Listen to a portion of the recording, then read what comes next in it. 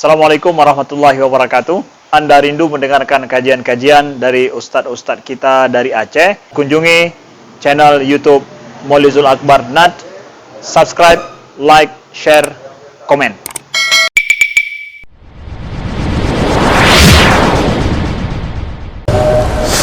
Assalamualaikum warahmatullahi wabarakatuh.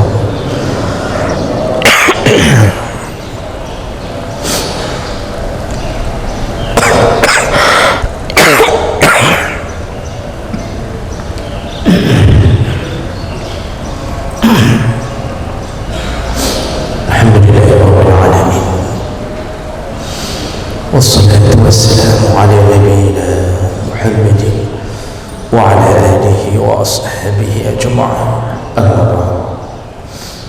Rabbi shrah li sadri wa yassir li amri wahlul 'uqdatam min lisani yafqahu qawli. Segala puji bagi Allah, kemuliaan salawat dan salam kepada Rasulullah, pada keluarga dan seluruh sahabat-sahabatnya. Jemaah seluruh bapak-bapak dan ibu-ibu, ya Allah muliakan insyaAllah.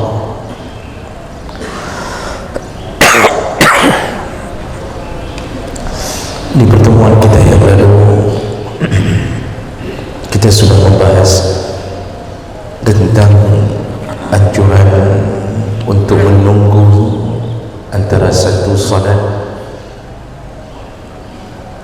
ke salat yang lain.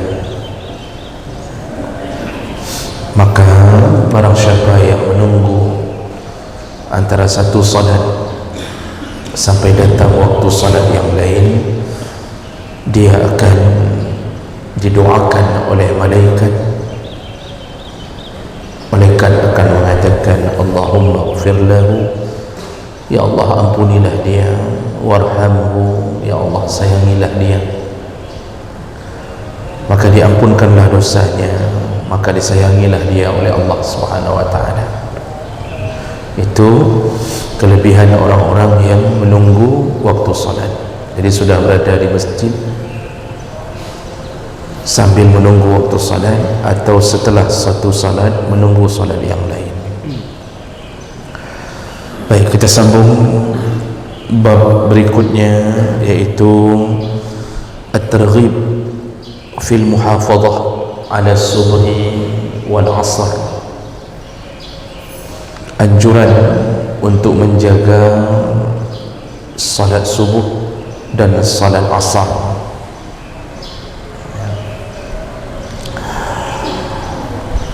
Hadis yang pertama, an Abi Musa radhiyallahu anhu anna Rasulullah sallallahu alaihi wasallam qala man shalla al-bardain dakhala al-jannah.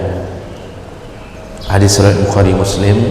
Kata Rasulullah, barang siapa yang menjaga dua salat yang dingin, bardain dingin, barang siapa yang selalu menjaga dua salat yang dingin, dakhala al-jannah, dipastikan masuk surga. Dipastikan masuk surga.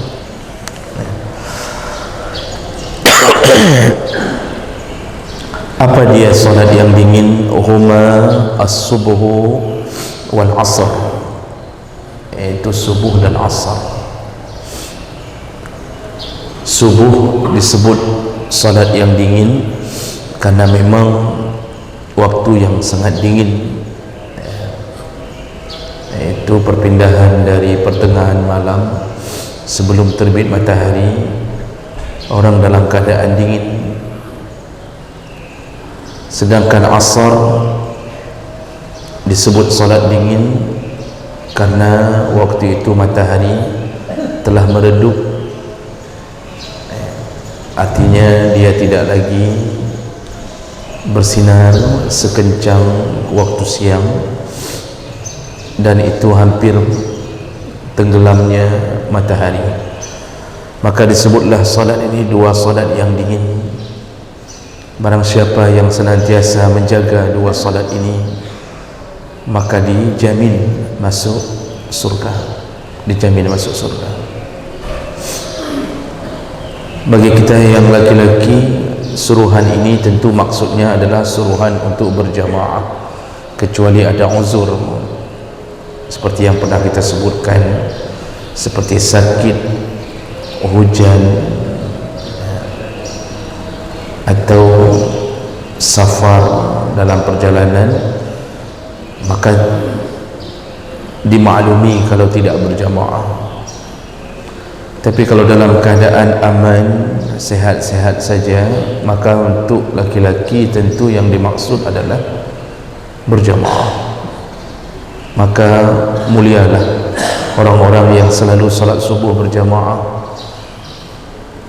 dan mulialah orang-orang yang selalu salat asar berjamaah. Kenapa langsung dipastikan masuk surga? Karena susahnya menegakkan dua salat ini. Rasulullah mengatakan, inna 'azamal bala ma'a 'azamil jaza. Semakin besar perjuangan untuk menegakkan satu perintah, semakin besar pahalanya. Menegakkan salat subuh itu penuh dengan perjuangan. Untuk bangun saja, bagi mereka yang masih ada sifat kemunafikan di dalam hatinya, itu beratnya minta ampun. Apalagi dibantu dengan ikatan syaitan, karena syaitan mengikat 3 ikatan di saat kita tidur, dan ikatan itu baru lepas. Ikatan pertama lepas dengan bacaan zikir, bangun lalu membaca zikir, kalimah apapun. Tapi ada doa dari Nabi, setiap kali bangun disuruh baca alhamdulillahilladzi ahyana ba'dama amatana wa ilaihin nusyur. Lepaslah ikatan pertama, tapi belum lepas 2 ikatan lagi. Ada orang yang akan menyambung tidurnya, maka ikatan kedua baru lepas ketika seseorang berwudu, kata Rasulullah. Masih satu ikatan lagi. Kapan dia bisa lepas? Ketika takbiratul ihram. Begitu kita sampai di masjid, salat tahiyat, takbiratul ihram pertama, lepaslah semua ikatan.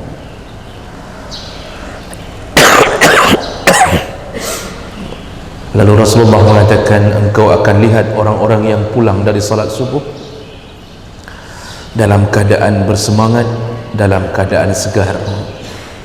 Jadi cuba lihatlah bagaimana janji Nabi, waktu pulang nanti semuanya segar, tidak terasa lagi ngantuk sedikit pun. Padahal tadi waktu datang, sisa-sisa mengantuk itu masih ada.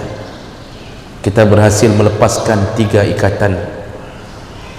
Walaupun kadang-kadang di tengah-tengah pengajian ada yang sedikit ngantuk-ngantuk, itu karena mungkin lelah tadi malam. Nanti waktu pulang insya-Allah segar kembali. Jadi ini kenapa solat subuh itu diberikan pahala surga langsung kalau bisa menjaganya istiqamah. Karena beratnya menjaga solat itu, berat sekali. Ada yang sudah solat tahajud, lalu dia membaringkan dirinya di atas sajadah seperti sunnah Nabi. Itu ada yang terbangun waktu duhur. Jadi urutan solatnya tahajud langsung duhur, tidak ada subuhnya. Padahal tahajud itu sunnah, subuh wajib. Lebih besar pahala salat subuh tentunya dibandingkan salat tahajud. Walaupun 1000 rakaat, tetap 2 rakaat subuh lebih besar pahalanya. Tapi kadang-kadang orang terlewatkan. Ada yang kadang-kadang dia kelelahan waktu bekerja sehingga pulang di tengah malam. Dia ingin menjaga salat subuh, tapi kadang-kadang lewat. maka hanya orang-orang yang Allah ringankan yang mampu menjaganya. Bersyukurlah kepada Allah kalau kita tipe orang yang tiba-tiba terbangun begitu saja jam 5, setengah 5, lalu tidak ngantuk lagi. Kita katakan pada orang, alih pekan long han dengat li, ada long menyokat bedah setengah 5 han dengat li katanya. Jadi entah kenapa saya tak bisa tidur lagi kalau sudah jam 5. Itu bersyukurlah kepada Allah, karena yang bisa melakukan itu cuma Allah. Itu mungkin akibat Allah mengabulkan doa kita. Allahumma a'inni ala zikrika wa syukrika wa husni ibadatik. Ya Allah, tolonglah aku untuk terus mengingatmu dan terus bersyukur kepadamu dan terus memperbaiki ibadahku. Kalau Allah kabulkan doa itu, maka diciptakanlah keadaan kita tidak berat melakukan ibadah. Itu akibat doa itu. Makanya doa itu disuruh ucapkan di waktu sujud. Nabi mengajarkan Muaz bin Jabal, ya Rasulullah, ya Muaz, aku benar-benar mencintaimu, kata Rasulullah, maka amalkanlah atau berdoalah seperti doa yang kuajarkan ini setiap waktu sujudmu dan setiap ba'da salah, kata Rasulullah. Jadi doa ba'da salah itu ada dua makna, kata para ulama, iaitu doa sebelum salam, aqabus salam, dan doa setelah salat. Jadi disuruh baca apa? Doa tadi, Allahumma a'inni ala zikrika wa syukrika wa husni ibadatik. Mungkin sudah Allah kabulkan, makanya kita tidak berat lagi datang waktu salat subuh. Dulu waktu SMA susahnya salat minta ampun. Ada yang awal-awal perkahwinan itu sepasang suami istri pengantin baru sama-sama tidak salat. Padahal mereka mendapatkan doa dari orang, barakallahu lakuma wa baraka alaikuma wa jama'a bainakuma fi khair. Mungkin doa tidak ada yang makbul sehingga sepasang suami istri tidak salat subuh. Alhamdulillah, dengan rajinnya mencari hidayah, ngaji sana ngaji sini, hari ini sudah senang. Maka di saat seperti itu apa yang harus kita lakukan? Bersyukur dan istiqamah.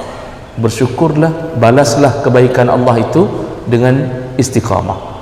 Jadi jangan hilang lagi untuk bisa salat subuh berjamaah. Bagi perempuan, seperti yang sudah kita sebutkan dalam banyak hadis, salat di rumahnya lebih baik daripada salat di masjidnya. Tapi tidak mengapa kalau perempuan salat di masjid, selama bersambungan dengan amalan-amalan yang lain seperti pengajian dan seterusnya. Nah, ini kata Rasulullah, salat subuh termasuk salat yang dingin dan satu paket dengan salat asar. Nah, kenapa salat asar ketika dijaga bisa menyebabkan pahala surga? Begitu juga karena susahnya salat asar. Kalau salat subuh orang berjuang melawan rasa ngantuk, salat asar orang berjuang rasa lelah. Makanya kan coba lihat, Bapak kalau datang ke masjid waktu salat asar, itu termasuk salat yang paling sedikit saf.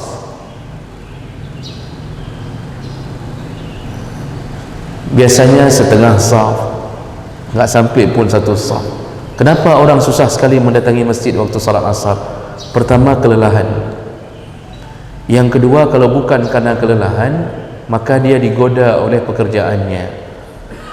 Jam pulang kantor setengah 5, asar jam 4. Rata-rata orang akan berfikir, tanggung bacut biar sekaligus pulang, nanti di rumah aja. Jadi azan asar itu dilewatkan, dia tidak datang. Kenapa? Karena alasannya, kalau kita balik ke masjid, balik lagi ke kantor, ini ribet. Jadi nanti saja sekaligus pulang kantor baru salat asar. Disitulah syaitan berhasil menipu kita. Karena begitu salat asar tidak kita tegakkan di awal waktu, bukan bermakna kita tidak salat, tetapi kita kehilangan fadilah, tidak ada jaminan surga bagi mereka yang tidak menjaga-jaga. Kan bahasa Nabi tadi itu, menjaga itu maksudnya seperti Nabi suruh jaga kapan? Awal waktu, kecuali salat isya kan disuruh jaga-jaga, itu maksudnya berjamaahlah di awal waktu. Tapi kalau model salat asar hampir menjelang maghrib, itu dipastikan kita sudah menjadi munafik.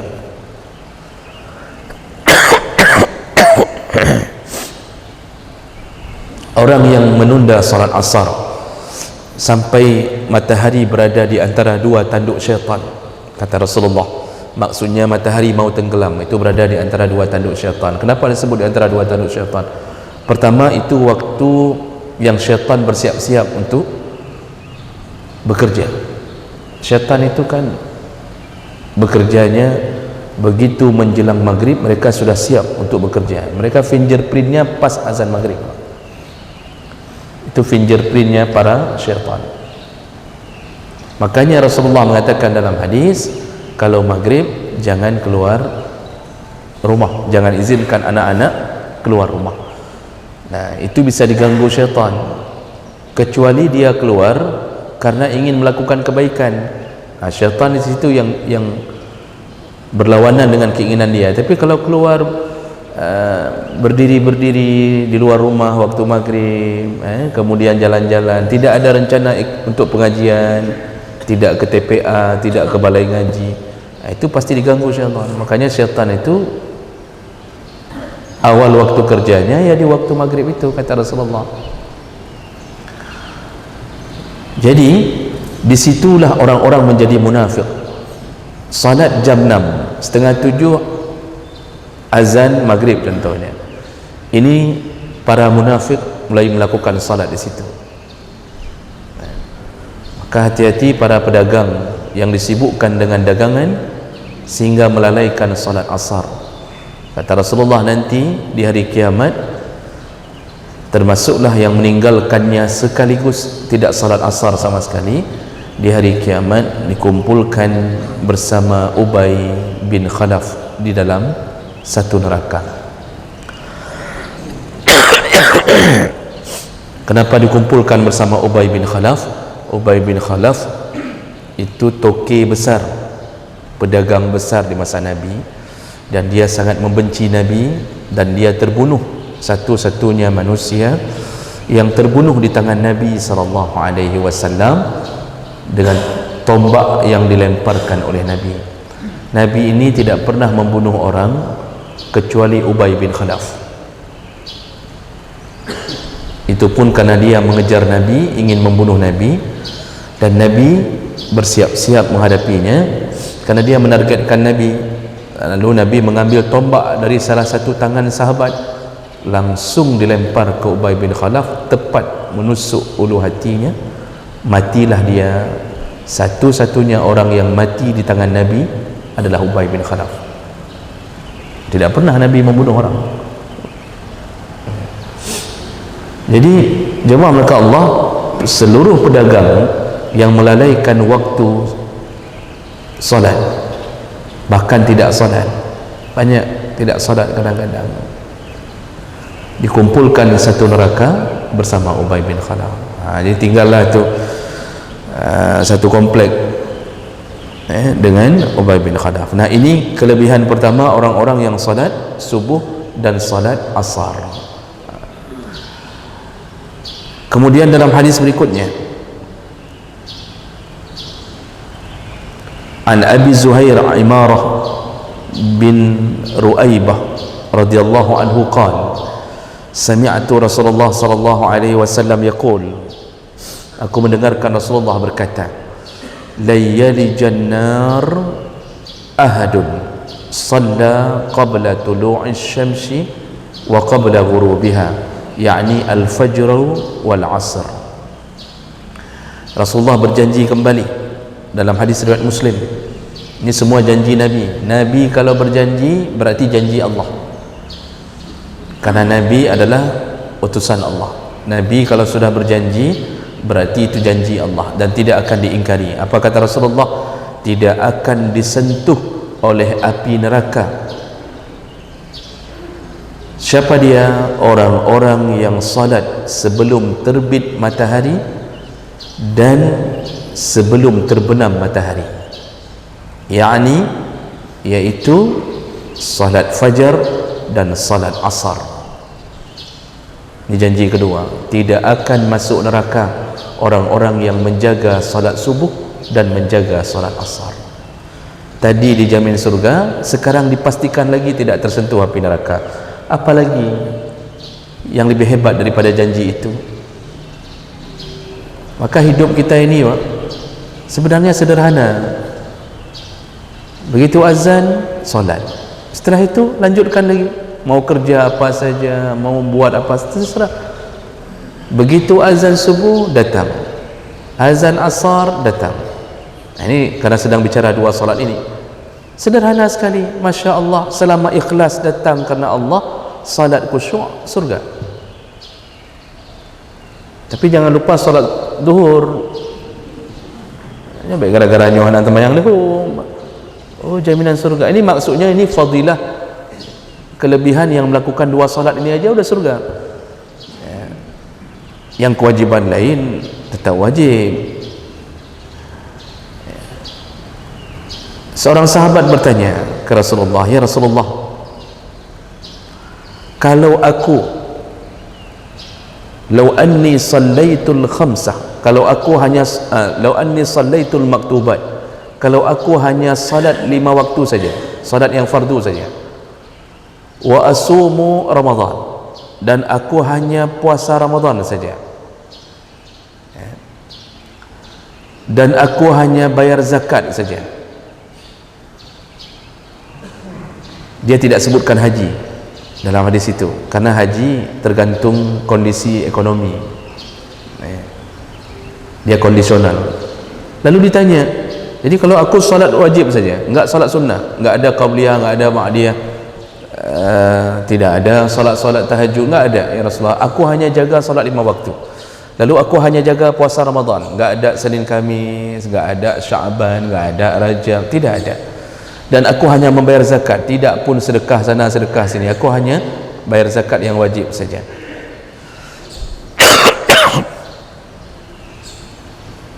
Lalu dia bertanya, apakah aku bisa masuk surga? Kata Rasulullah, masuk, dijamin masuk surga, tapi jangan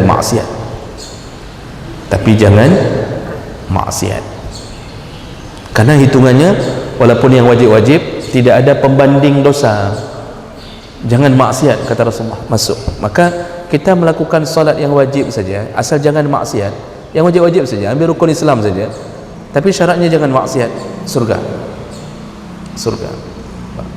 Sekarang siapa yang berani jamin tidak bermaksiat?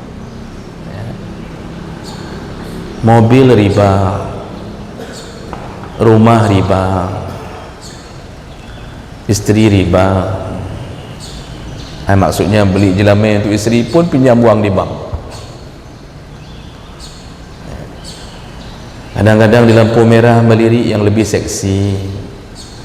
Ada orang yang kadang-kadang mencoba mencaci kita, tidak tahan, kita balas. Kita kan nggak bisa seperti Nabi. Kalau Nabi nggak balas, Nabi mendoakan saja semoga dia mendapatkan hidayah dari Allah. Kita diludahi orang di samping jalan, Pak, ada kita doakan samping jalan semoga dia dapat hidayah? Tidak, Pak, kita kejar, kita ludahi dulu baru kita doakan dia. Ini kita ni susah menghindar dari dosa. Makanya Nabi mengatakan kullu bani adam khata', setiap anak Adam itu pasti ada dosanya. Wa khairul khata'in at-tawwabun, sebaik-baiknya orang yang berdosa adalah yang taubat. Jadi kita ni pasti berdosa, andalan kita taubat. Ini taubat pun belum, jadi nggak bisa lagi hari ini kita andalkan yang wajib kalau masih diiringi dengan dosa. Makanya sahabat-sahabat dulu itu kadang-kadang mengamalkan yang wajib itu nomor 1 mereka jaga, yang sunnah mereka lakukan, tapi mereka tidak iringi dengan dosa. takut sekali melakukan dosa, takut sekali. Sa'labah bin Abdurrahman, terlihat seorang perempuan tidak sengaja terbuka aurat dan dia merasa bersalah padahal tidak sengaja. Lalu dia merasa terus disiksa oleh rasa kesalahan sampai dia menyembunyikan dirinya di bukit-bukit, kan banyak bukit di padang Sahara itu, di padang pasir itu. Dia sembunyi mencapai 40 hari. Dia hanya pulang ke rumah, tidak berani menuju ke masjid Nabi. Malunya bertemu Nabi karena dia terlihat aurat seorang perempuan tanpa sengaja. Itu tanpa sengaja tu. Nabi kehilangan Sa'labah, lalu bertanya kepada Abdurrahman bin Auf, di mana Sa'labah? Kata mereka, dia sedang bersembunyi di bukit. Kenapa? Kata Rasulullah, dia merasa bersalah ya Rasulullah, dan dia malu sekali menemuimu. Dia seperti seorang pendosa besar padahal dia tidak sengaja melakukan itu. Kata Rasulullah, jemput. Ketika dijemput, dia sudah sakit, sudah hampir 40 hari di bukit. Apa enggak sakit? Jadi dia cuma turun ke rumah, ambil baju, makan sedikit, berangkat lagi. Malunya dia itu karena dosa itu saja. Akhirnya dijemput oleh sahabat, dibawa pulang dalam keadaan sakit. Nah, disitulah Nabi mengunjunginya. Lalu ketika Nabi mengunjunginya, Nabi letakkan kepalanya di atas paha Nabi. Lalu Nabi bertanya, apa yang engkau inginkan wahai Sa'labah? Kata Sa'labah, tidak ada lain ya Rasulullah, aku menginginkan, berdoalah kepada Allah agar dosaku diampunkan. Itu permintaannya kepada Nabi. Baik, kata Rasulullah, aku akan memohon kepada Allah. Setelah itu Nabi pulang. Lalu tidak lama Nabi dapat jawaban dari Jibril bahawa dosa yang tidak disengaja telah diampunkan oleh Allah. Dikabarkan oleh seorang sahabat, Nabi katakan, pergi ke rumah Sa'labah, kasih tahu dosanya telah bersih, diampunkan. Dibawa pulang kabar itu ke rumah Sa'labah. Sa'labah begitu mendengar Rasulullah mengatakan dosamu telah diampunkan Allah, Jibril turun mengabarkan itu. Berteriak dia kesenangan, saking gembiranya dosanya diampunkan, padahal itu dosa tidak disengaja. Lalu meninggal dalam teriakannya, meninggal Pak dalam teriakannya. Baca riwayat ini, riwayat dari yang dari sahabat-sahabat yang kuat. Dikabarkan ke Nabi, Sa'labah meninggal dunia.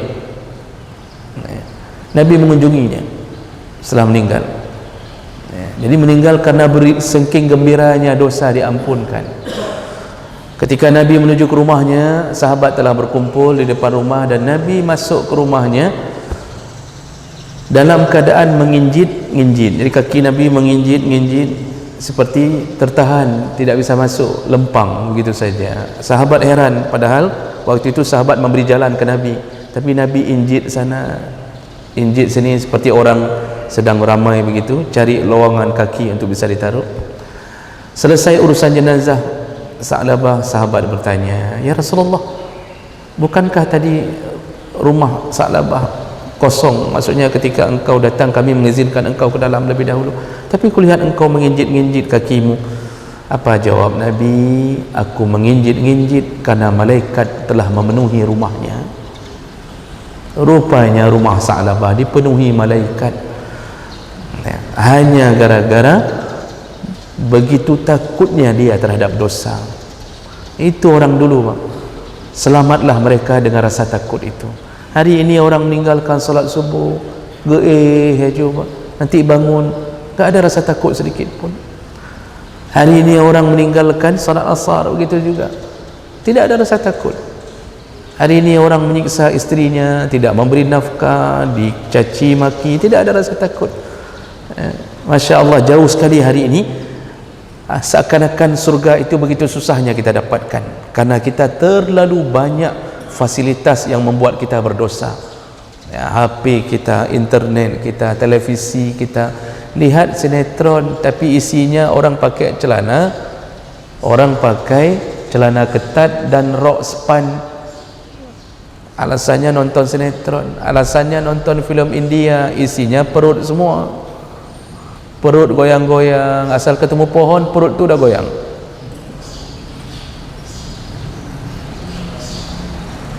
Jadi begitulah hidup kita hari ini.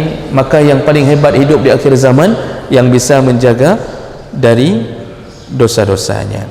Baik, itu berarti jaminan kedua, bebas dari neraka yang menjaga salat subuh dan salat asar. Yang terakhir, ya, ini hadis terakhir Pak, singkat saja. Rasulullah sallallahu alaihi wasallam menyebutkan, ya, man shalla subha fahuwa fi zimmatillah. Barang siapa yang menjaga salat subuh, maka dia berada di dalam jaminan Allah. Fala yatlubunnakumullah fi zimmatihi bisyai'. Jangan sampai Allah memintamu untuk bertanggungjawab di atas sesuatu yang telah ditanggungnya. Fa innahu man yatlubuhu fi zimmatihi bisyai' yudrikuhu ala wajhihi finnar. Hadis riwayat Muslim. Kalau Allah sudah meminta pertanggungjawaban bagi orang-orang yang telah dijaminnya, maka dia akan ditelungkupkan wajahnya di dalam neraka. Apa maksudnya? Orang yang salat subuh, selalu jaga salat subuh, maka dia di dalam perlindungan Allah. Allah backingnya, Allah yang membackinginya. Orang yang berani mengganggu orang yang salat subuh, maka nanti berhadapan langsung dengan backingnya, yaitu Allah Subhanahu Wa Taala. Maka semua orang yang berani menyakiti, membunuh orang-orang yang menjaga salat subuh, maka dia berhadapan dengan Allah, dan Allah akan benamkan dia di dalam api neraka karena mengganggu hambanya yang salat subuh. Makanya hati-hati berhadapan dengan orang yang menjaga diri untuk selalu salat subuh. Itu backingnya kuat sekali. Bukan para jenderal Pak. Kita backing jenderal. Jenderal tidur, sudah dibunuh baru datang backing kita. Ada apa? Begitu kan? Itu backing. Tidur backing kita. Sedangkan perampok mendatangi kita di waktu tidur, backing pun tidur. Itu belum pensiun. Kalau sudah pensiun, dua-dua nggak bisa dipakai lagi. Pangkat nggak bisa berlaku. Kemudian pensiun, mau minta backing sama pensiun, tidak bisa berlaku lagi. 55 tahun, 60 tahun sudah selesai, tidak ada kekuatan. Maka satu-satunya pelindung yang tidak pernah tidur yaitu Allah Subhanahu Wa Taala. Maka siapa yang Allah jamin akan dilindunginya, kalau berani mengganggunya, berhadapan langsung dengan Allah nanti di hari kiamat, yaitu orang-orang yang salat subuh, menjaga salat subuh. Sampai Al-Hajjaj, ya, salah satu orang yang paling kejam yang hidup di masa tabi'in, di hidup masa sahabat, itu kalau mau menghukumi seseorang, dia tanya, ada salat subuh? Kalau dijawab ada, dia tidak berani hukum, tidak berani dia zalimi orang itu, karena dia tahu, jadi dia ni zalim, tapi dia masih ada iman, ini enggak berani dia ganggu, karena Rasulullah mengatakan tentang hebat perlindungan kepada orang salat subuh, dia takut berhadapan dengan Allah. Jadi ini diantara kelebihan orang-orang yang menjaga salat subuh dan salat asar. Mudah-mudahan kita termasuk orang yang bisa menjaganya. Kira-kira begitu. Kita cukupkan, insya-Allah kita bertemu kembali di pertemuan yang akan datang. Subhanakallahumma bihamdik, asyhadu an la ilaha illa anta, astaghfiruka wa atubu ilaik. Wassalamu alaikum warahmatullahi wabarakatuh.